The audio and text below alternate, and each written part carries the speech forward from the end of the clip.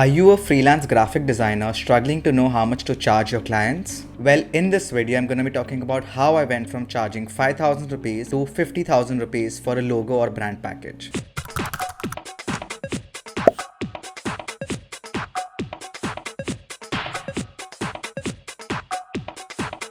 Hi, this is Anik Jain. I'm a freelance graphic designer and maybe a content creator, and this video is all about pricing. So when I first started charging clients, I literally had no clue on what I was doing and how much I should be charging. I'm at a point now where I'm so confident on what I charge for my work, and maybe I can help you get to that point. In this video, I'm going to be talking about how to value yourself as a freelance graphic designer. And let me tell you, there is no right or wrong way to go about charging your clients. And I won't tell you how much exactly you should charge, but I can help you to value yourself as a designer and eventually charge higher. There are two types of rates when it comes to freelancing. One is hourly or day rate, and the second one is project-based rate. Stop charging on hourly basis. Let's say you've been given a project by an XYZ client and you create something really good in the first 2 days, which they approve. Then the client will only pay you for a day or two. Where on the other hand, you could have earned a lot more if you had charged project-based flat rates. As each brand can really be different and you don't know how long a project is gonna take you, so it's better to charge project-based flat rate while keeping a deadline in mind. Tip number 2, it's all about confidence.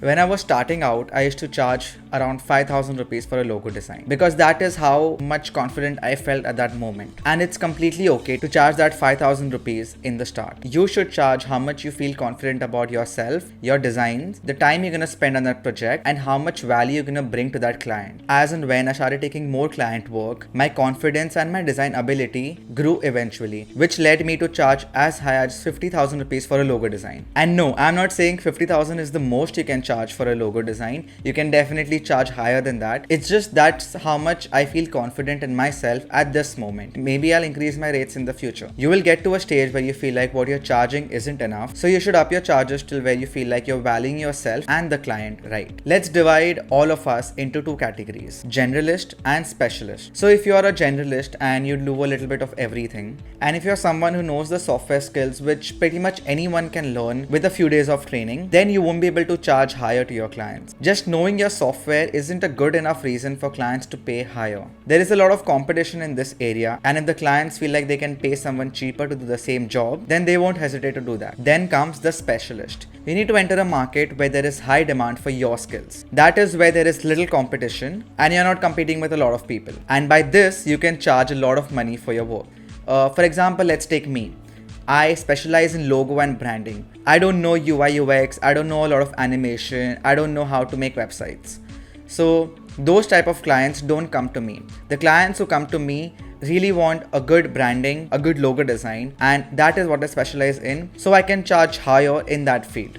This is something I got from Joe Corman's book. This slide is so powerful. When you guys are freelancing, the most important thing to keep in mind is reliability. It is very important for you to have reliable relationships with your client. Whether they are coming back to you for more work or not, shows and talks how good and balanced your work was compared to the price they paid for it. Lastly, let's say if you're charging your clients in the higher market price range, let's say you're charging 50 to 80,000 rupees for a brand package. Make sure you deliver the value you are charging your designs at. Make the clients feel worth spending that much amount on you. And make sure the value of your work is reflecting your prices. That is it for my tips on pricing. I really hope you found this video valuable and you learned something from it. And if you have any questions, just make sure to put it in the comments down below. I'll read each and every one and I'll answer them for sure. Thanks for watching and do subscribe.